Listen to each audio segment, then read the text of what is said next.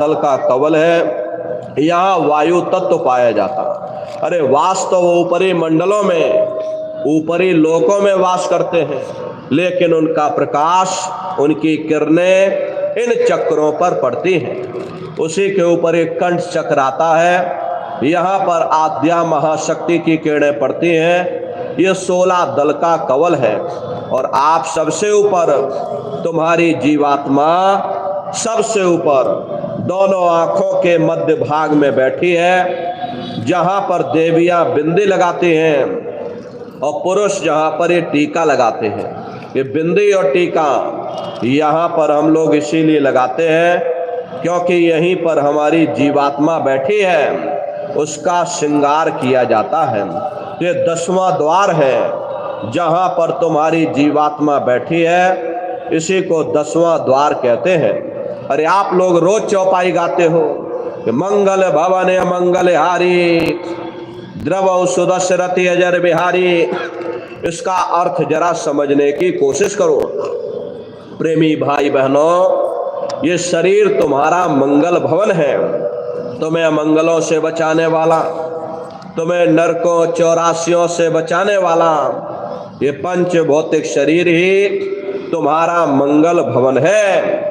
इस मंगल भवन के 10 दरवाजे हैं और 10वें दरवाजे पर ये अजर बिहारी यानी कि तुम्हारी जीवात्मा बैठी है और यहीं पर बैठ करके जीवात्मा अपने प्रकाश को 9 दरवाजों में फैलाती है, जिससे आपका ये शरीर चलता है, आपके हाथ चलते हैं, आपके पैर चलते हैं। जब आप भजन करोगे और घंटे और शंख की आवाज को सुनोगे तो उस आवाज में चुंबक है, वो आवाज आपको अपनी ओर खींचेगी और जब खिंचाव होगा तो जीवात्मा का फैला हुआ प्रकाश 9 दरवाजों से सिमट करके यही 10वें दरवाजे पर इकट्ठा हो जाएगा।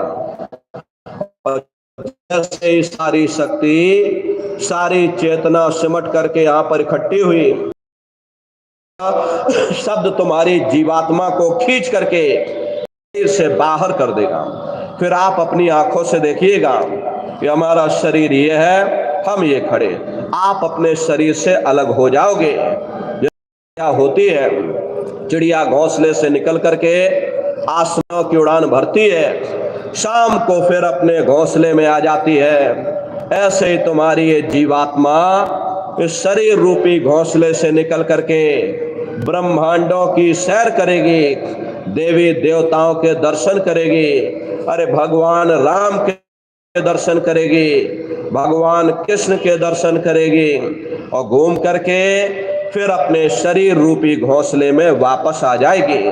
प्रेमी भाई बहनों, ये ब्रह्मा विष्णु महादेव जिनकी सारी दुनिया पूजा करती है, अरे आप सभी लोग ब्रह्मा विष्णु और महादेव की पूजा करते हो और पूजा करते करते आपका ये जीवन बीत गया, लेकिन अभी तुमने विचार ही नहीं किया भाई जिनकी हम पूजा कर रहे आखिर ब्रह्मा विष्णु महादेव कौन है, ये क्या काम करते हैं, इनके माँ बाप कौन है, भगवान राम कौन है, भगवान कृष्ण कौन है, ईश्वर कौन है, ब्रह्म कौन है, पर ब्रह्म कौन है, ये कहां पर रहते हैं। तो जरा संक्षिप्त में आप समझिएगा, क्योंकि अगर हम इसका वर्णन करेंगे लाखों वर्ष लग जाएंगे, एक लोक का वर्णन नहीं हो पाएगा।